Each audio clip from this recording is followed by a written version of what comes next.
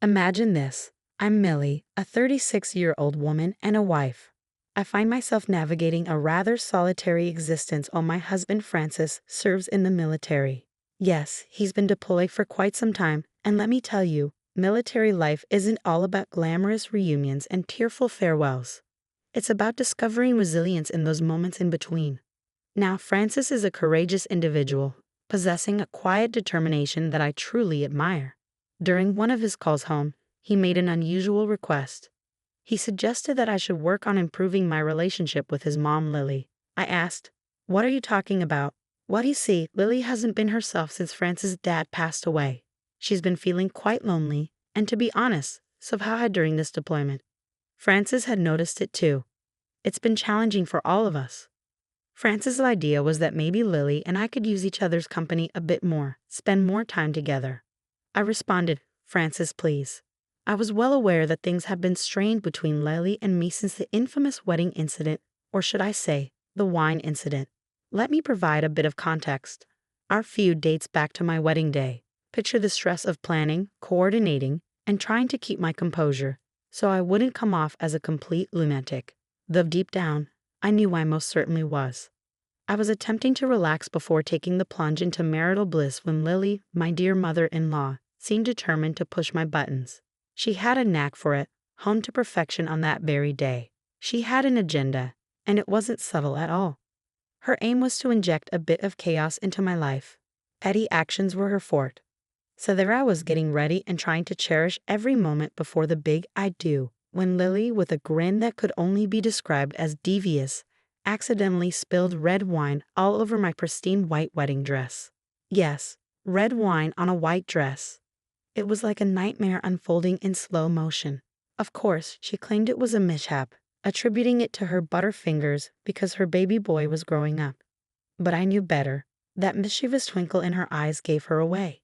She did it on purpose. From that moment on, our relationship took a nosedive. It was as if a layer of trust had been peeled away, revealing the simmering tension beneath the surface. Every subsequent encounter was laden with passive-aggressive comments and thinly veiled sarcasm. What used to be friendly exchanges had turned into a battlefield of snide remarks. It was utterly exhausting, to say the least. So naturally, I distanced myself from the situation. I had no interest in engaging in a feud. But because of my love for Francis and the hurt in his voice, I reluctantly agreed to try and mend our strained relationship. I couldn't help myself. I just felt an overwhelming sense of sympathy for him. He had endured so much nonsense during his time in the service, all that grueling training and those sleepless nights. I knew I owed it to him, at the very least, to make an effort. Besides, it had been several years, and I hoped that Lily had done some growing up in the meantime. I said, "Well, if it's important to you, I'm willing to give it a shot. After all, I'm all about supporting each other." He replied, "That's my girl. I know it won't be easy, especially given your history, but who knows? Maybe you'll find you have more in common than you think." "I'll keep an open mind, I promise," I said. "But just so you know, if she tries to pull any wine-spilling antics again, I'll have a serious talk with her. No more sabotage attempts, I swear." "All right then, let's do this, for you, for us, and even for Lily," he said. "Thanks, Millie. It means a lot to me, and I promise I'll make it up to you when I'm back." After Francis and I had our heartfelt conversation about reconnecting with his mother, I mustered the courage to reach out to Lily. I knew it wouldn't be a walk in the park given our history, but I was determined to make an effort for the sake of my husband and the overall family atmosphere. To my dismay, Lily's response was as passive-aggressive as I had expected. She reluctantly admitted that Francis had given her a stern talking to about her treatment of me and promised that she would try to tolerate me more. The emphasis on the word try made it clear that this wasn't going to be a smooth journey, so we cautiously started spending more time together. It was a rocky start, with tension so thick you could practically cut it with a knife. However, gradually, we began finding common ground, bonding over old family stories and shared experiences. Things were bearable, at least for a while. But then old Lily started showing her true colors again. It began subtly, those little jabs and digs that seemed to go unnoticed by everyone but me. A snide comment here, a passive-aggressive remark there. It was like a scene out of a high school drama. It was infuriating. It seemed like she couldn't help herself, and it was driving me to the brink of insanity. Months passed, and my frustration continued to mount. I was tired of pretending to be the nice girl who was trying so hard to make things work. I had had enough of the fake smiles and insincere conversations. I couldn't ignore the glaring issue any longer, no matter how uncomfortable it might be. So one day, I mustered my courage and made the decision to address Lily about her behavior. We were at her place, sipping on some tea that seemed more bitter than usual. As I searched for the right words, my heart raced a mile a minute. Eventually, I blurted out, "Lily, I can't ignore the tension between us any longer. I thought we were making progress, but these constant jabs and digs are getting to me." Lily gazed at me with her practiced innocence, but I wasn't falling for it this time. I took a deep breath, my frustration turning into determination, and continued, "You know exactly what I mean. Honestly, I'm tired of pretending. If we're going to make this work, we need to have an honest conversation." That's when things took a turn for the worse. Our conversation escalated into a full-blown argument, with each word growing more heated than the last. Our voices became louder, and it felt as though the tension in the room was suffocating me. I half expected my nosy neighbor to call the police, thinking a domestic dispute was unfolding. As the shouting persisted, it struck me how deep-seated the resentment truly was. This wasn't merely about a spilled glass of wine on my wedding dress anymore. It was about years of misunderstandings, miscommunications, and a reservoir of pent-up anger. In that moment, I realized that there was no going back to the way things were. Eventually, our argument subsided, leaving the room heavy with the weight of our words. I left Lily's place that day feeling drained but strangely liberated. We had finally let it all out, and while our exchange might not have been graceful or eloquent, it was undeniably real. In the aftermath, a mix of emotions washed over me: relief, sadness, and an oddly enlightening clarity. It became apparent that certain wounds ran too deep to heal with just a few tea sessions and polite conversations. After that intense argument with Lily, I found myself seated in my living room, the weight of all that had transpired hanging heavily in the air.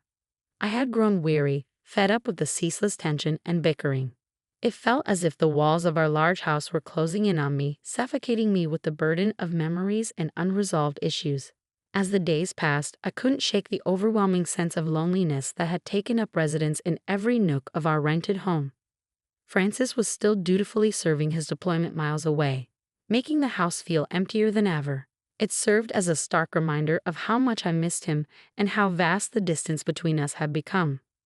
On top of the fallout with my mother-in-law, I felt even more isolated. I grew tired of constantly oscillating between being too far from those I loved and too close to those I didn't. So the notion of moving began to take root in my mind. Downsizing to a smaller place felt like a breath of fresh air. It wasn't solely about saving money, although that was undoubtedly a welcome benefit. The motivation behind this idea was to create a more manageable, cozier space that was, most importantly, free from the constant turmoil caused by Lily. During one of our video calls, I broached the subject with Francis. Surprisingly, he was quite receptive to it. At that point, I hadn't mentioned the conflict with Lily, focusing instead on the potential financial relief it could provide for us. But then, in his characteristically perceptive manner, he asked the question I had been avoiding. "Hey, babe." "Yes." Part of me can't help but think that this also has something to do with a certain someone. Did you and my mom have another clash? Is she connected to your desire to move? I let out a sigh, feeling a mix of frustration and relief that he had brought it up. "Yeah, it's partly about her, Francis. I tried, really, and did. But she's just so confrontational, you know? Every conversation with her feels like a battle, and I've reached my limit." Francis nodded sympathetically on the screen. "I understand, Millie. You've made genuine efforts to bridge that gap. But if it's causing you this much stress, maybe it's time to prioritize your own well-being. I genuinely don't understand why my mom has such a strong aversion to you. I'll do what I can, but my hands are tied up here. I love you, and I want to support you in the best way I can. If that means moving, then so be it." And there it was, his unwavering support and understanding, just as I had come to expect from him. It wasn't about fleeing from the issue, but rather finding a solution that allowed both of us to breathe a bit easier. His words reassured me that it was okay to put myself first and seek a healthier environment where I could flourish without constantly feeling on edge. As our conversation continued, I felt a renewed sense of determination. Moving wouldn't magically solve all our problems, but it would be a step toward reclaiming my peace of mind. With Francis by my side, even though he was miles away, I felt empowered to make decisions that would lead us to a more positive and fulfilling future. As I surveyed our living room, I allowed myself to imagine the possibilities of starting anew in a cozier space, one unburdened by the ghosts of unresolved conflicts. I was ready to take that leap, to create a haven where Francis and I could find solace in each other's presence without the constant weight of the negativity that had marred our relationship with Lily. Fast forwarding about 3 months, I was comfortably settled into my new stylish apartment. It had truly been a game changer, and the feeling of liberation from the old place with its negative energy was beyond compare. My 26th birthday was swiftly approaching, and I was filled with excitement. This would mark my first celebration in my new digs, and I was determined to make it memorable. Traditionally, I'd vacate my home the night before the party, allowing my friends and family to decorate it as a surprise. However, this year called for something different. Having such a small apartment meant that I couldn't host a grand party. Instead, my friends were already there, and we were kickstarting the festivities before our early flight the next day. It was a pre-trip hangout, crashing at my place before jetting off together.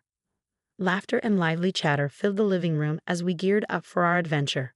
But of course, life has its way of introducing change. Amidst all the excitement, my phone buzzed with a text from Lily. Intrigued, I checked it out, and the message read, "Call me now. Something important to talk about." The message was concise and urgent, leaving me wondering what was happening. I discreetly separated from the group and made my way to my bedroom to call Lily. My heart raced with curiosity and concern. "Hello, Lily. What's going on?" Her response was abrasive and direct. "I've had enough of your behavior, Millie. What the hell is wrong with you?" I retorted, "Excuse me, you heard me. What's your problem? Why do you insist on trying to make my son hate me?" She persisted. "Oh, I see. You're upset because I told your son the truth." I found her accusation absurd. "What truth? You're being ridiculous." "Lily, I don't have time to deal with you. I'm fed up with your bitterness. I don't care that you're unhappy. Just leave me alone and let me enjoy my birthday weekend." She then dropped a bombshell. "Speaking of that, I wanted to inform you that you won't be enjoying your birthday this year. You should thank me for the heads up." Confused and alarmed, I demanded, "What the hell are you talking about?" She continued, "Well, after not receiving an invitation this year, I felt a bit resentful. So I took it upon myself to contribute in my own way to make your birthday special. You see, I couldn't wait any longer. I broke into your home and destroyed everything. All the decorations, the furniture, everything is shattered. Come to think of it, I did you a favor because your friends did a terrible job at decorating this year. Honestly, it looked like a completely different person was living in that house." My jaw dropped, shocked by Lily's audacious actions. I took a deep breath, my silence stretching out as I imagined Lily smirking on the other end of the line. Finally, she said, "Oh, it looks like I did my job and gave the birthday girl a great surprise. Happy birthday, Millie. Hope you have a blast." I couldn't help but burst into laughter, which seemed to infuriate Lily. "Why are you laughing? What's so funny? You should be in tears right now." I managed to regain my composure. "Oh, Lily, you're quite the fool." "Excuse me? You think you're so clever, don't you?" "Well, I'll admit one thing. You did manage to surprise me, that's for sure. I had no idea you could be so despicable. But you've made a colossal mistake, my dear." Lily demanded. "Oh yeah, what's that?"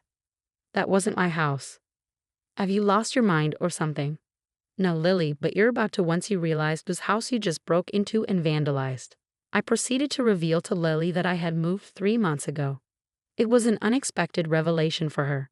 The old house was history, replaced by a new occupant, Sheriff Liam, who was new to the area and planning to move in with his family. I had met him a couple of times and could already tell he was one of those genuinely nice guys, focused on getting his new place ready for his family.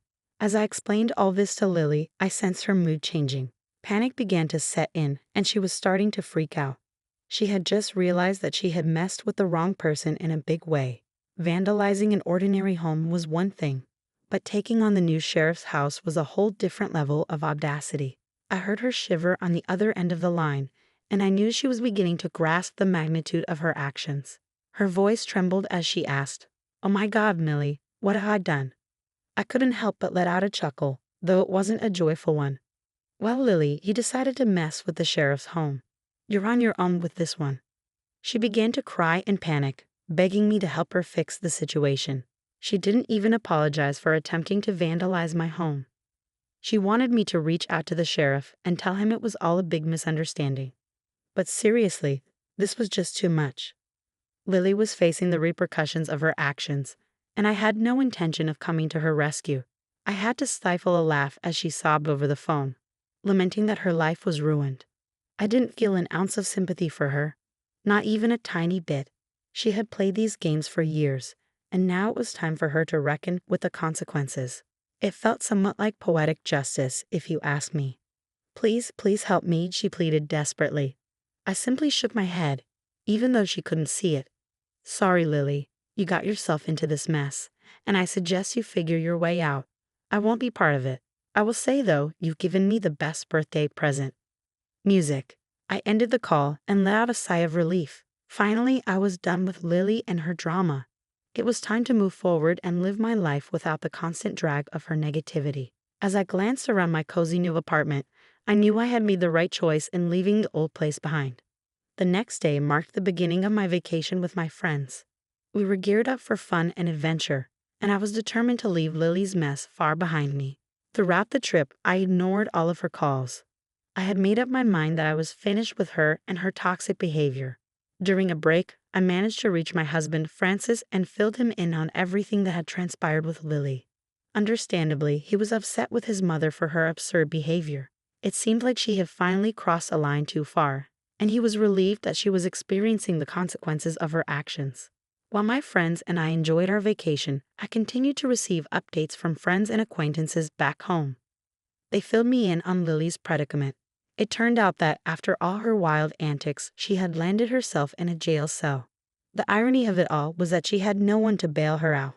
It was like the universe was serving her a hefty dose of karma. I couldn't help but feel a sense of satisfaction hearing about Lily's situation. For so long, she had acted as though she could do as she pleased without facing any consequences. But now, she was dealing with the consequences all on her own, having pushed away everyone who might have been willing to help her. While I was enjoying the sunshine with my friends, Lily found herself confined to a jail cell with no one to turn to. It felt as if a heavy burden had been lifted from my shoulders. I relished the knowledge that I was now free from her toxic influence, no longer shackled by her manipulations and hurtful actions. As my vacation drew to a close, I returned home with a sense of renewal and refreshment. The chapter of my life involving Lily was firmly closed, and I was eager to move forward without her. It was an empowering sensation knowing that I had taken charge of my own happiness and left behind the negativity that had held me back for far too long. Life continued to progress, and I dedicated myself to cultivating positive relationships and surrounding myself with people who genuinely cared about me.